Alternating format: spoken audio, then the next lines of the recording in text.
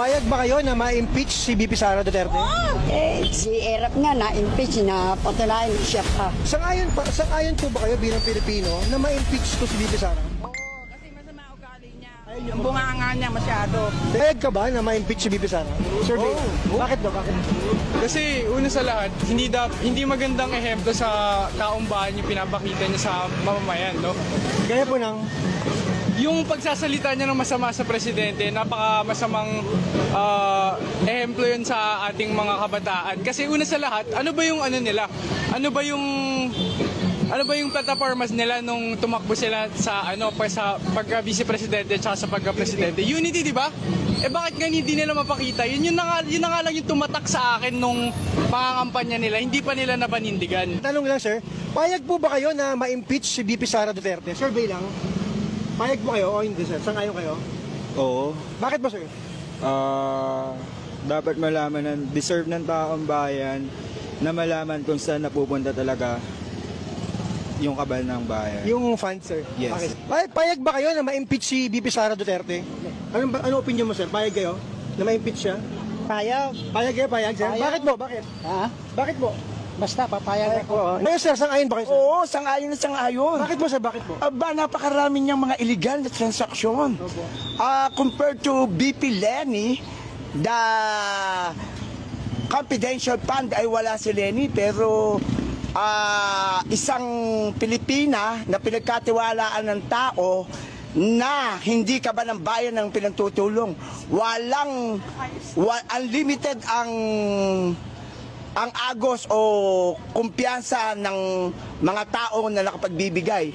Sino sa Pilipino ang pagtitiwalaan ng masa na magbibigay ng pera para lang sa isang tao na ipamimigay sa tao? Lenny po kay Lenny. Hindi lang Lenny. Sa matitino tayo. Oo. Kaya ma'am, magle-Lenny po kayo pag tumakbo si Ma'am Lenny? Oo, love namin. Sa 2028? Opo, love namin si Lenny. Payag ba kayo na ma-impeach si VP Sara? Sa opinion niyo po bilang Pilipino? Oo, dapat lang. Bakit po, sir? Pwede niyo pong Dapat lang. Maraming kasalanan sa bayan. Sang-ayon kayo na ma-impeach si VP Sara? Opinion niyo lang po bilang Pilipino? Okay lang, para malaman kung ano yung mga niya. Pag na-impeach po siya, sir, napatunayan po yun, tanggal po siya sa Vice President. Sang-ayon kayo doon, sir? Sang-ayon din. Okay, sang-ayon. Kayo, ma'am, sang-ayon po kayo? Sang-ayon din. Sir, kayo, sir, survey lang. Sang-ayon ba kayo na ma-impeach si Vice President Sara, sir? Sang-ayon kayo. Bakit po, sir? Kung okay yun po. Dami ng kurap niyan eh. Sabi po. Payag ba kayo na ma-impeach si VP Sara Duterte? Oo, gusto niyo po, pag napatunayan.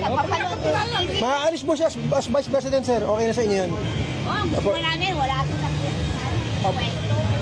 Opinion niyo lang bilang estudyante. Sang-ayon ba kayo na ma-impeach si VP Sara?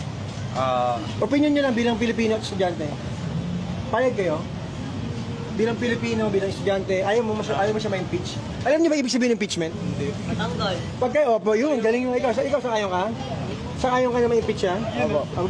Bakit? Kasi minura niya po yung mga Yung mga mas mataas po na sa kanya. naiintindihan yung impeachment. Kasi pag napatunayan, yung impeachment, maaalis siya as Vice President. Kayo, payag ba kayo na maalis siya? Oo. Payag ka, ikaw. Bakit sa inyo? Dahil Bastos siya eh. Bastos. Hindi po Hindi po respect. Ang bibig niya ay hindi, hindi siya karapat-dapat sa place na Vice President. Sang-ayon kayo na ma-impeach si VP Sara? Pag na-impeach siya, matanggal siya as Vice President. Sang-ayon kayo? Tungkol yan doon sa confidential fund eh. Sang-ayon ka doon? Siguro po sir, kasi sa mga sinasabi niya po kasi. Like what? Like, di ba gumura? Opo, tsaka yung mga threatens niya po. Hindi niyo po gusto yan bilang estudyante? Opo, Hindi kasi hindi po kasi tama yun kasi Vice President po sila eh.